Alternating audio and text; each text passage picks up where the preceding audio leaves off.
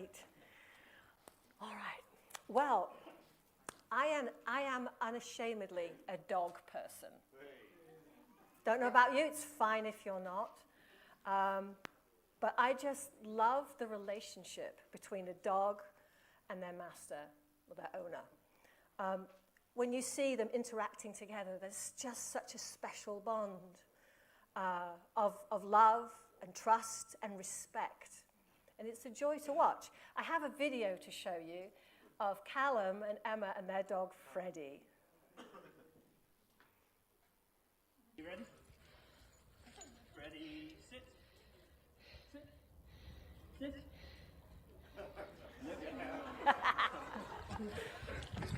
Good boy.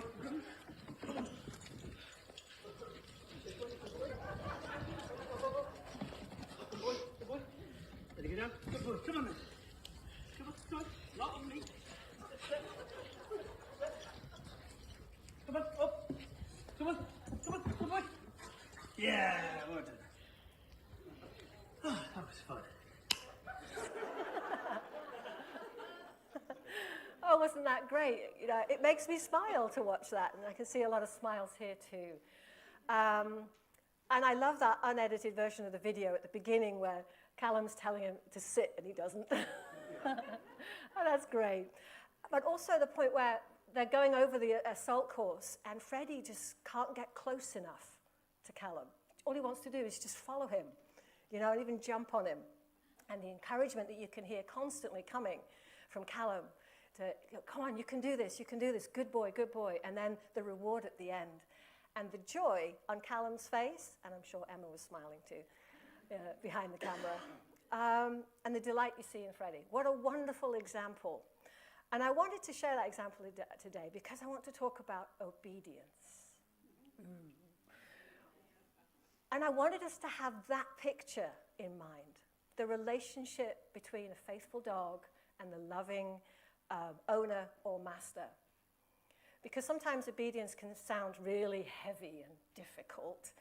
And I don't think it has to be. I think obedience to God, how we've sung about him today, all the characteristics that have come out today in the songs, remind us of just how good he is, how wonderful, how marvelous he is. How could we not trust him? How could we not love him? And that obedience to him should actually be not a drudge or a difficulty, but a delight and even a privilege.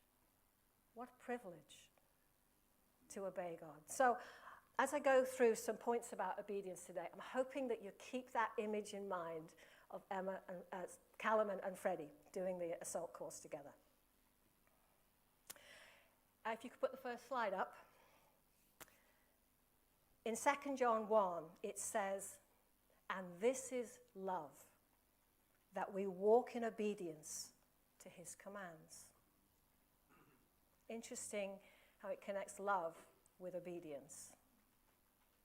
Jesus himself says this in John's Gospel, "If you love me, obey my commands."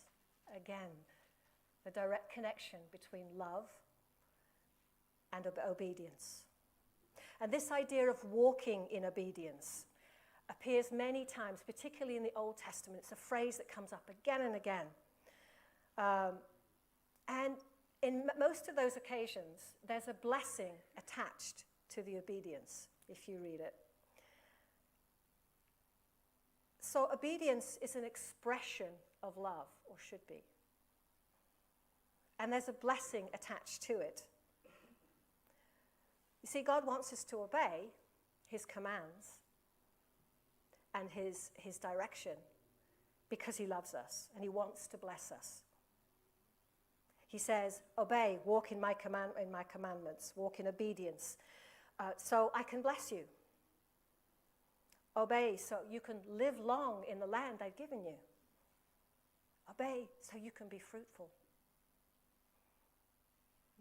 It's not about power for God. Yes, he's all powerful. But it's not like, do it because I told you to, because I'm more powerful than you. It's not about control. It's not even about the threat of punishment for God. And I think for many of us, in our earthly relationships, we've often felt that with obedience. And it's very easy for us to then translate that into our relationship with God. But he is not human. We don't have that insecurity that we have in our human relationships sometimes of like, I don't know if I can trust this person, or I don't know if I'm being manipulated, or, that sort of thing. There's none of that with God. It's an expression of love. And it's a way that God can release blessing into our lives. Well, I wanted to share a story with you from the Old Testament that illustrates some aspects of obedience. Now, it's a bit long, so I've done an edited version, and I'll read it for you on the screen. It's about Naaman. He was a highly decorated and well-respected army commander of the Aramean army, which is nowadays Syria. And his interaction with Elisha, who was a prophet in Israel. So, I'll read it. The king of Aram had great admiration for Naaman, the commander of his army, because through him the Lord had given Aram great victories. But though Naaman was a mighty warrior, he suffered from leprosy. Now, we don't know if it was actually leprosy or just a skin disease. They sort of lumped them all together in those days. But whatever it was serious enough. It wasn't just athlete's foot. Okay?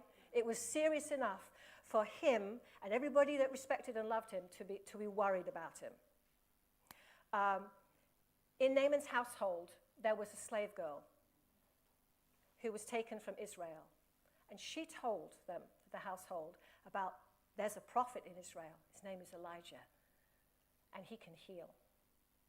So Naaman decided, I need to go and see this man, Elisha, and see if he can help me. So Naaman got permission from his king, and he went on a journey from Syria to Israel. And we continue. So Naaman went with his horses and chariots and waited at the door of Elisha's house. But Elisha sent a messenger out to him with this message. Go and wash yourself 7 times in the Jordan River. Then your skin will be restored and you will be healed of your leprosy. Sounds simple. But Naaman became angry and stalked away. I thought he would certainly come out to meet me, he said. I expected him to wave his hand over the leprosy and call on the name of the Lord, his God, to heal me. Aren't the rivers in Damascus and the Abana and the Pharpar better than any of the rivers in Israel? Why shouldn't I wash in them and be healed? So Naaman turned and went away in a rage. But, thankfully, his officers tried to reason with him and said, Sir, if the prophet had told you to do something very difficult, wouldn't you have done it? So you should certainly obey him when he says simply, go and wash and be cured. So Naaman went down to the Jordan River and dipped himself 7 times as the man of God had instructed him. And his skin became as healthy as the skin of a young child. And he was healed. Then Naaman and his entire party went back to find the man of God. They stood before him, and Naaman said, now I know that there is no God in all the world except in Israel. So please accept a gift from your servant. Now Elisha refused to accept any gift.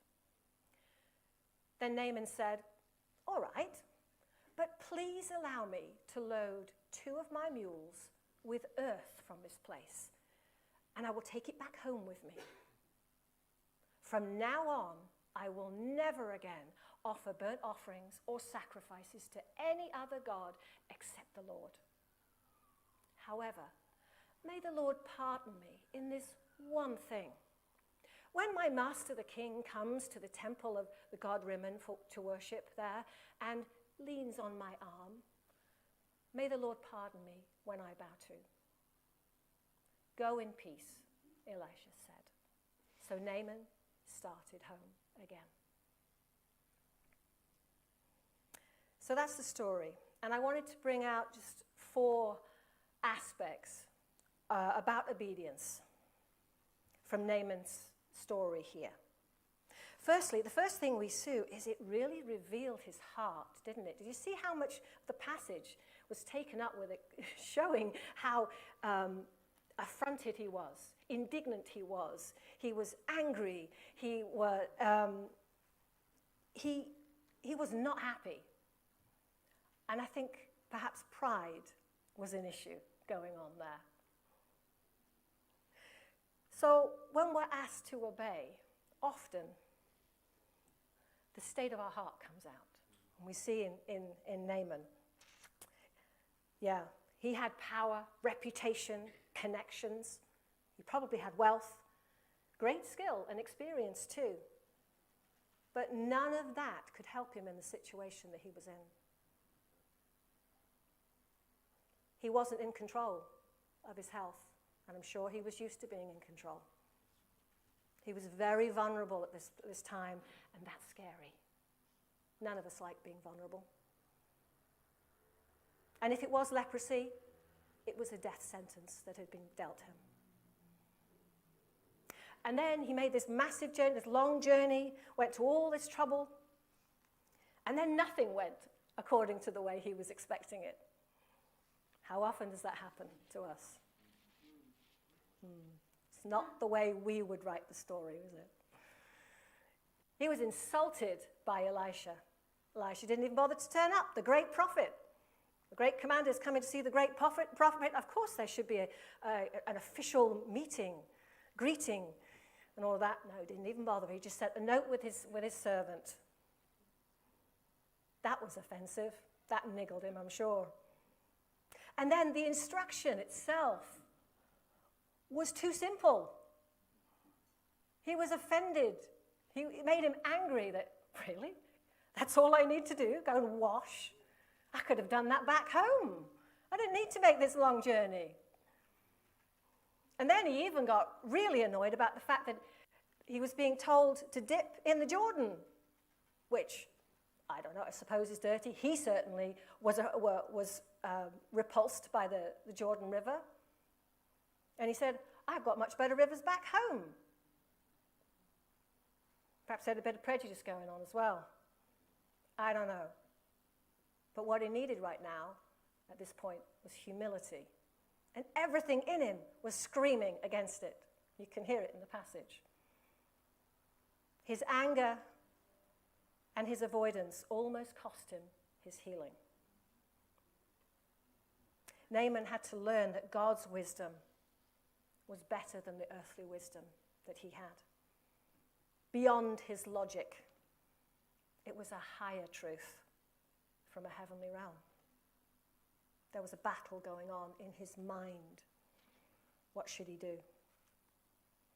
For my thoughts are not your thoughts, nor are my ways your ways, says the Lord. Sometimes we just have to accept.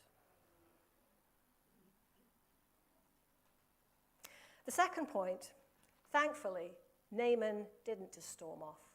He chose the way of humility, and he chose to obey. Otherwise, the story would have been much shorter. Then what happened? He encountered God. He met God's heart that day.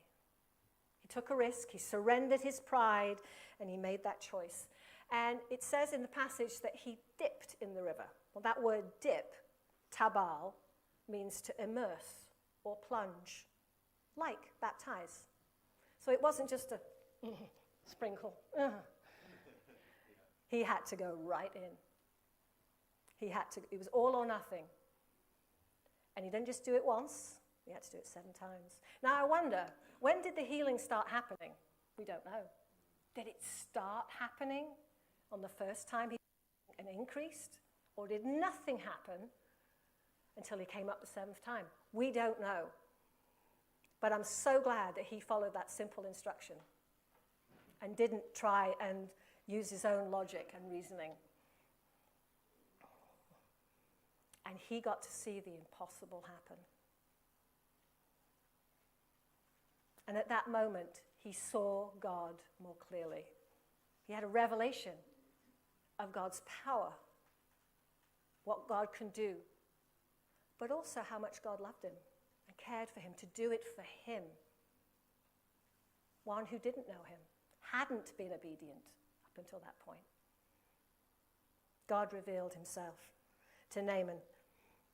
And Naaman's response is, now I know beyond a doubt. He had a personal testimony. It wasn't just a thought, a mental thought. He knew by experience that there is no God in all the world except in Israel. I find it interesting that Elisha didn't meet Naaman. Now, of course, that aggravated his pride, but maybe there's another reason too. You see, if Elisha had gone out and done the grand magic trick and waved his arms and spoken a booming voice, be healed in the name of the Lord, like he was expecting, I wonder if Naaman might have thought Elisha had the power and missed the revelation he was supposed to receive, that it's God who has the power. Amen. So at that point, the great prophet, and he did amazing things, he actually stepped back from the limelight and allowed Naaman to receive the fuller revelation of it is God that came to him in his mercy, met him and changed him and touched him. I think that's wonderful. I think that was very wise of Elisha, because he could easily have taken some of that light, some of the limelight. The third thing was that Naaman was transformed. He literally became a new man. Yes, he was healed of the skin disease, but it says his skin became as smooth and clean as a baby's. Now, I don't know about you. As I'm getting old, I notice my skin changes. Even the difference between my daughter's skin and mine. It's like, yeah, those wrinkles didn't used to be there. Now, he was a commander in the army. He'd been through battles and fights. I'm sure he had wounds and scars, and his skin was probably quite leathery from the elements. So not only was he healed of the skin disease, but he was given new skin. He was renewed, literally. I find that amazing. Because God didn't have to do that, but he chose to do that. How marvelous. So he became a literal walking testimony of the power of God. Anybody who knew him would be amazed, would be astounded of not only was healed, but boy, you're looking so young. He was transformed physically. And then, of course, he was transformed spiritually. He became born again. Interestingly, he did go through a baptism of water, and he came up changed, different. His perspective, his understanding of God and who he is in the grand scheme of things, who he was to God, had changed that day, and forever, I would say. He says, from now on, I will never again offer burnt offerings or sacrifices to any other God except the Lord. He made a commitment that day to follow God. And he was transformed in his character, we see too. It started with humility. But from that, I'm sure, came joy. I mean, wouldn't you be overjoyed if you received that healing? I'm sure. He probably shouted around, jumped around, leaped for joy. And there was thankfulness he expressed. Even generosity, he wanted to give a gift. And there was promise of faithfulness. You see, when we are obedient, not only does it reveal the state of our heart, But when our heart meets God's heart, we're changed. We become like him through that act of obedience, through the process of obedience and that surrender. We become changed, we become like him. And the fourth thing was that Naaman entered into blessing. Now, of course, he had the blessing of healing. He got his life back. And a new way of life. A new purpose in his life as well. But there's an interesting little bit at the end of the story that I chose to keep in. And it's a bit about the soil. Sounds a bit strange. Now, he asked for some soil, so when he went back to Syria, he'd be able to worship God of Israel. There was a belief back then that gods had power over specific territories, like physical territories. So, he's thinking, if he took a piece of soil, he's taking a piece of Israel with him, and so he would be able to literally stand on holy ground to worship God. It kind of makes sense in his reasoning. You can understand that. Maybe it's something that not necessary. But it's interesting, I find that Elisha doesn't argue with him on that point. You know, he decides, it's like, okay, that's a lesson for another time, another place. And all he says, he blesses him. He says, go in peace. Go and walk your life of obedience with God. And in time, you'll get to that lesson. It's like, today's lesson has been learned. And you have received the blessing. So I release you to continue in that blessing. Isn't it wonderful that our Father is not requiring us to be absolutely perfect right now? We couldn't do it, you know? What he asks is obedience in the now. For the thing that he is asking us to do, he's asking for obedience. And the rest of it is covered by his grace and his mercy. That he will. We are continually being changed as we walk out this obedience daily in the little things and the big things or whatever. As we're continually choosing him, we meet him, we are changed.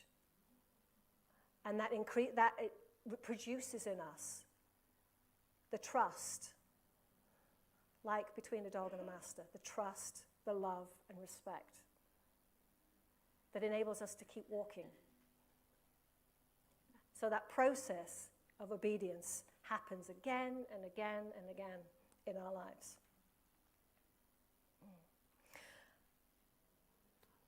I wanted to give you a personal experience from my life. When I was 21, I went off to Switzerland to do a discipleship training school with a mission organization called Youth with a Mission, shortened to YWAM. And I had an amazing time. And that was a walk of obedience itself. I'm not telling you that story, how I got there. But at the end, not yet. At the end of that 6 months, I had an amazing time. God had transformed me. I'd seen him. I'd experienced who he was. And there was a challenge given to the students.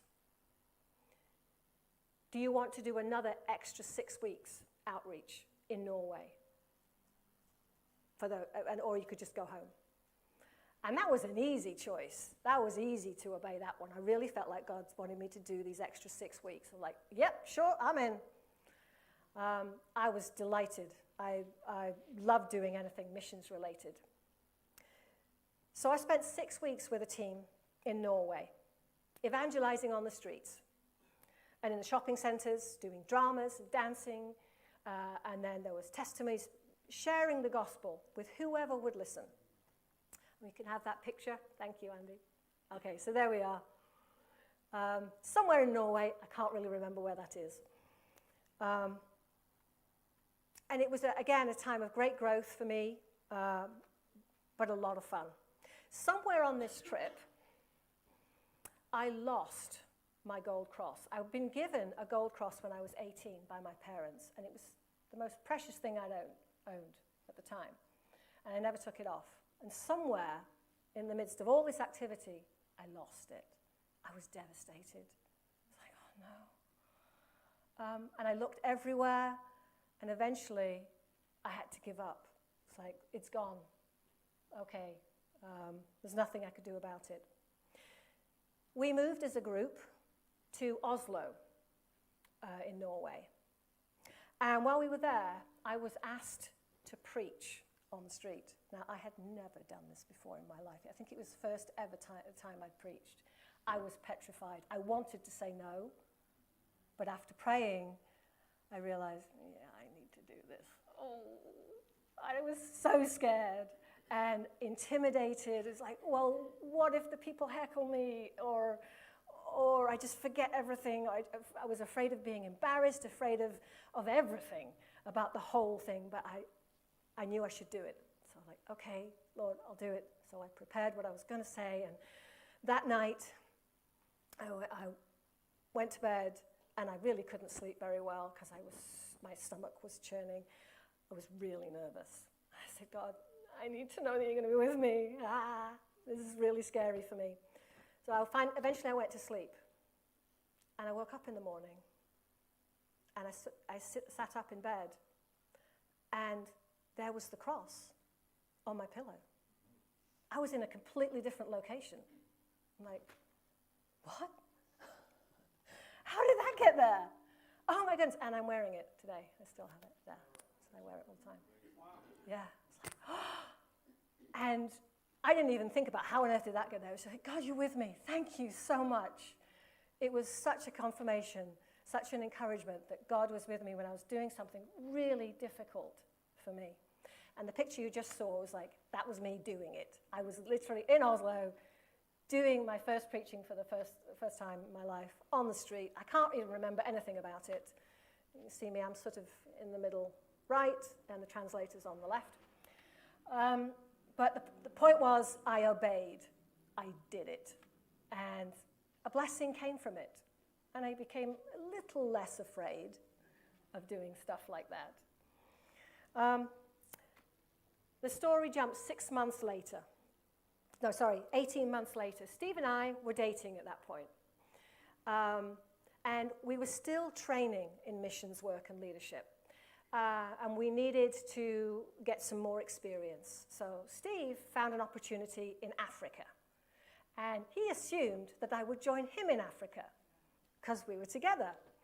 Well, the problem was like, nope, I definitely did not have peace about going to Africa. I'd been there before. And I prayed, and I was like, no, sorry. And so that was a bit surprising. He was going to be gone for 6 months. It's like, well, how's that going to work? How we can continue this relationship if we're separated so far away from each other? And then the Lord showed me an opportunity in Denmark. And I felt that peace. It's like, yes, I'll do that. So even though it meant separating from the man I loved for 6 months, not really knowing how things would turn out, I obeyed and I went to Denmark. And I had the most wonderful time. It was like the Lord had arranged a role, a job for me that was perfect for me at the time. I got to do choreography, taught a lot of dances, taught a drama. I grew in my leadership skills and my discipleship. It was perfect for me in developing who I was. But at the same time, of course, there was that sadness that I couldn't be with Steve, the frustration that we had to write letters back and forth to each other. It was before the internet, folks. So these were letters, the old-fashioned ones. I'm still doing it. Yeah.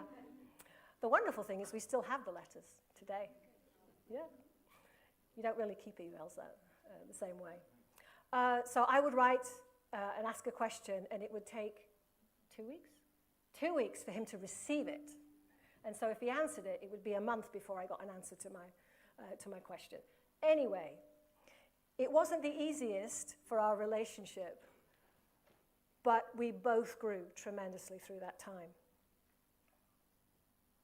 And I grew in my trust of God. I had to trust my future in terms of relationship to God. I had to put that in his hands. But every time we choose to obey, we choose to trust. And we get to know more about God. So it's easier to trust him if we keep doing it. One more wonderful special thing from that time in Norway. I met a girl, in Denmark. I met a girl. She was from Norway on that school. And when I first met her, she said, "Do you remember me?" I'm like, "No." She said, "I met you in Norway." I'm like, "You did?" I'm like, "I don't remember. We met lots of people." She said, "Yes, you were with a group who were on the streets in Oslo.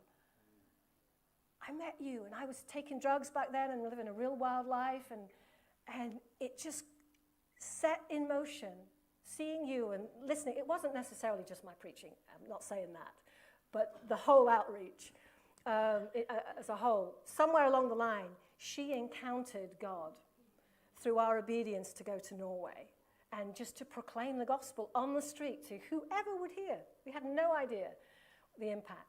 But God allowed me to hear this one testimony from this girl, this Norwegian, who came to the Lord.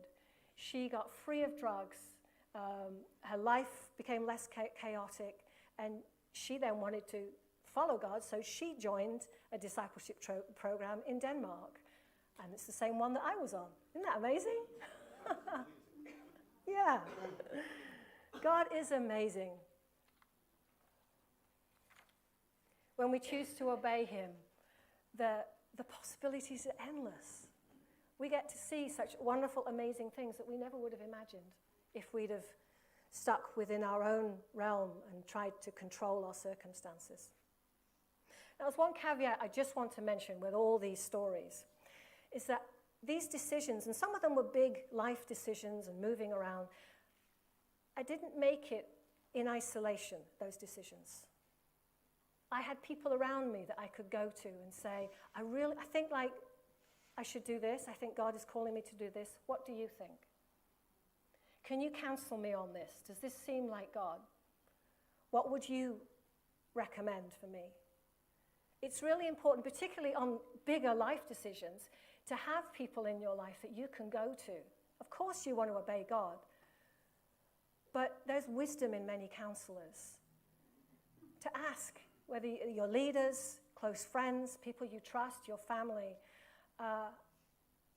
and they can help you understand what God is asking you to do.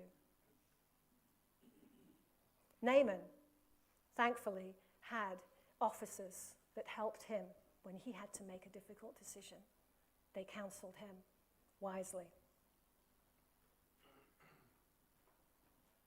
So looking again at obedience, the process that happens, I chose the phrase, the walk of delightful obedience, because I believe it can be. It's not always easy, but hidden within that process of obedience, I think, is a delight and a privilege, because it's in that process where we meet God.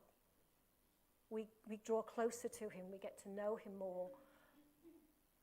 So I put these 4 points just for us to summarize them, just to reflect on what we've heard today. The process of obedience, it reveals our heart. And all of us have issues. We all have safety mechanisms. We all have default settings that we hit when we're stressed or we're in difficulty. The process of obedience helps to bring that out, to see the state of our heart. And then it's a place where we meet God's heart. We see the perfection, we see the love, we see the grace, the mercy, the wisdom, the kindness, the faithfulness, the majesty of who God is. We get to see him more clearly. And then as we're gazing on him and choosing his way, we become like him. And it opens us up to enjoy the blessing that he wants to give, he wants to release to us. Now, it's not just about the big decisions in life. We've got everyday obedience. It is, that's why it's a walk. You walk it every day, every step. Sometimes it's the really big, nasty decisions you have to make. But often it's just the everyday. I don't want to say little because I think they have a profound impact on us.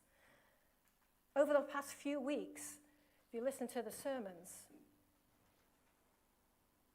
we've had aspects of that everyday obedience. Catherine was talking about considering the needs of others. That's a daily walk of obedience, a choice we need to make. Shane was talking about stewardship. Remember the example of his car? Yeah, I don't think I'll ever forget that. Yeah. Stewardship of all the things that God has given us and provided for us. That's a daily walk of obedience. To honor him with all that he gives us. Tithing, Paul talked about tithing some weeks ago.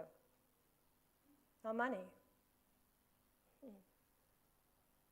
That's an area of obedience that we can walk in. We can be a faithfulness in our job or in school, in our relationships, being faithful. It's a choice we make. Choice to do it God's way. Being known for honesty and integrity. Those are choices. These are everyday things in which we can continue that process of obedience that allows us to see God more clearly and to become like him and to release his blessing into our life.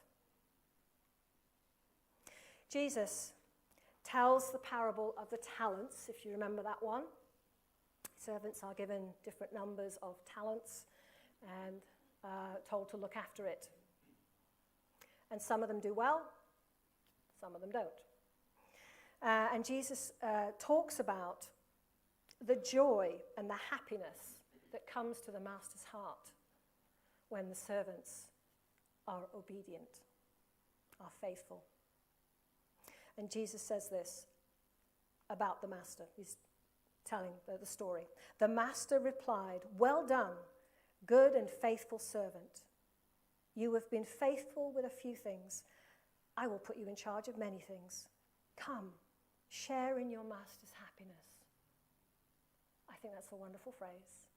Come and share in the master's happiness. We can share in God's joy in this process. Just like Callum and Freddie and Emma were all joyful at the obedience, the choice of Freddie there. So as I'm coming to a close, there's just some questions I want us to consider, because it's always good to see how this applies to us right now. And perhaps God is speaking to you personally about the situations that you have. I have no idea. There could be some really huge life decisions that you're facing and you're needing wisdom about. Or it's just the everyday walk of delightful obedience that you are looking at. The first question is, how do you typically respond in a crisis or if you have a stressful decision to make? It's a good question to ask of ourselves. Is there a need to control the situation always? Does it make us angry? Perhaps we're fearful, like often that's my issue, fear that I fight. Or do you try and avoid the situation altogether and pretend it doesn't exist? Second question, how open are you to Jesus asking you to do something unusual or challenging or even seemingly foolish? Ooh. I don't like to be made to look foolish at all. That's a hard one for me. But as we know that God's thoughts are not ours. It's never foolish from his understanding, but it might look foolish to the world. You know? But do we trust him enough to obey anyway and leave the results to him? Do you expect obeying God to be delightful or burdensome? Perhaps we need a change of attitude about our walk of obedience. And lastly, do you have people in your life that can give you wise counsel. Perhaps the challenge today that God is speaking to you about is to get more connected with people, with friends who really know you, who you allow to speak into your life. We all need that. But wherever we are today, the Lord wants to meet us. He wants us to encounter his love, to see him more clearly, so become more like him. And he can release his blessing into our lives. That's his heart. So just for a minute, I wonder if we could close our eyes, focus on the Lord, and ask him, what is he saying to you personally right now?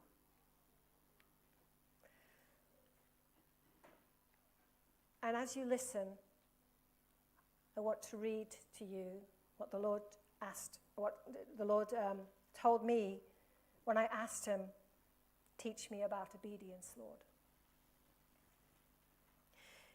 Dear child of mine, draw near and relax with me. The closer you are, the more in tune with my heart you can be. Obedience is meant to be a pleasure, a delight. Don't think of it as a chore or something difficult. To obey me is to embrace my will, allowing me to work in your life. Obedience opens up new possibilities that you haven't thought of. It sets you free from earthly thinking and opens up doors to the miraculous and the marvelous. When you choose to follow my way, you're saying yes to more of my presence in your life. Obedience says, you trust me over your fears and objections. It's choosing to walk beside me instead of trying to make your own way. It's a beautiful, loving surrender. So draw near and know me. Amen. Amen. Amen. Thank you.